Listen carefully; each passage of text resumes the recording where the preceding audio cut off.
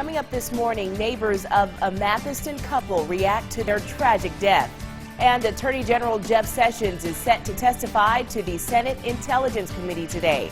Those stories and more, your first half hour of Sunrise starts now. You're watching Sunrise on WCBI. A rough morning for some of us here in the Golden Triangle. The power is out for some residents in Columbus along Highway 45 North. The outage is due to a tree that fell on a power line near Carl Hogan Toyota and Honda. Workers are currently out repairing the power line. Police say they will be out there for about another hour. According to some Columbus residents, the power has been out for several hours. Well, a community is still in shock this morning after two people were found dead in Webster County. Carl and Glenda Nichols were found dead at their Clarkson Road home, that is, on Sunday. The Mississippi Bureau of Investigation is in charge of the case. Carl Nichols is a former pastor at an area church. WCBI spoke to neighbors who say they are saddened by the deaths of the couple. Brother Carl has been a mentor for me. He sat there and gave you the answer to whatever problem that you had in life. His wife, you can't ask for no better person than what she was. From the time she got up in the morning to the time they went to bed, she took care of it. They both loved each other. An autopsy will be done to determine the cause of death. A standoff between law enforcement and a Columbus resident ended yesterday afternoon. Lowndes County Sheriff Mike Outage, that is, says a man barricaded himself inside a Columbus home off of Barnes Circle around 11 Monday morning. The suspect is identified as 29-year-old Gregory Dion Dowd. It all started when a county warrant for trafficking cocaine with the enhancement of carrying a firearm was being served to Dowd. The home belonged to Dowd's girlfriend, who he was living with. Other family members were inside the home when the warrant was served. When we come to serve it, he ran back in and barricaded himself in the house, then went up in the attic.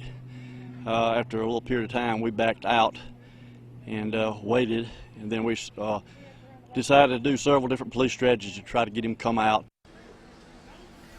Tear gas ended up bringing the subject out of the home nearly 4 hours later. Columbus Police, the Lowndes County Sheriff's Department, and SWAT team, along with the Columbus Lowndes Narcotics Task Force, responded to the scene. No injuries took place and no force was used at the scene.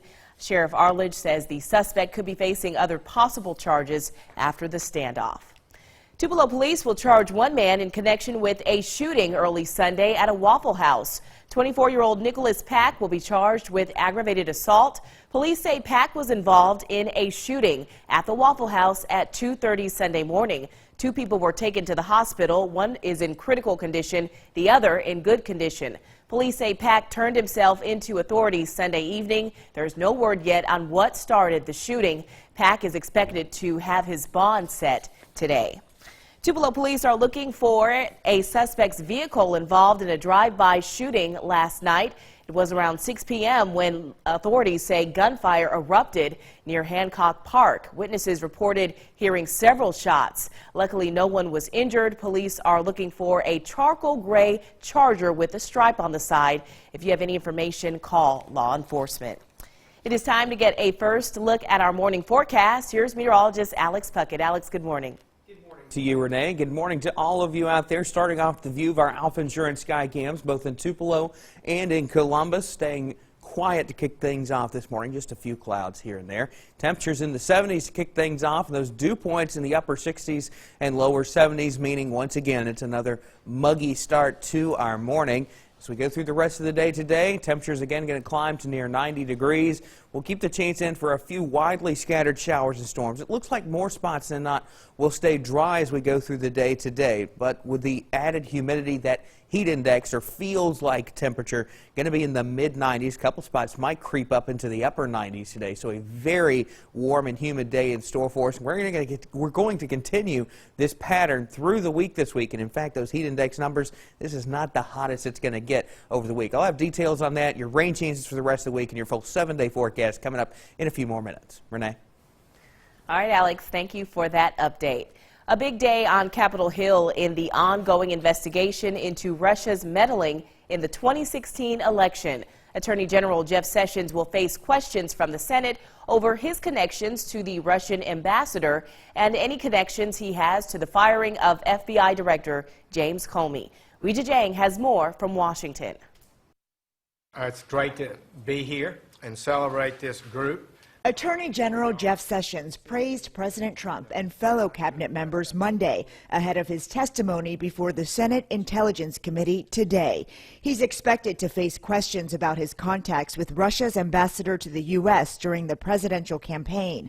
Sessions, though, has recused himself from all ongoing investigations into Russia. I should not be involved investigating a campaign I had a role in. Sessions may also have to answer for what role, if any, he played in the firing of former FBI Director James Comey.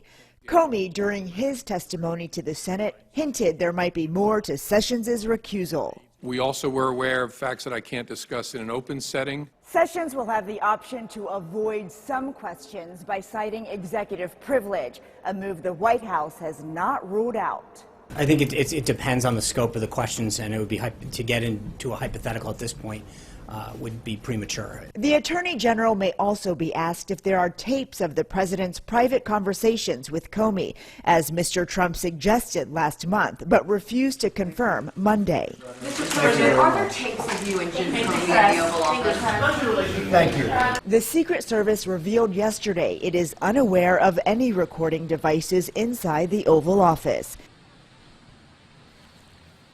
Meantime, a friend of the president says Trump is considering firing Robert Mueller, who's leading the special investigation into Russian meddling. A senior White House official didn't deny it, but insists that friend did not speak to the president.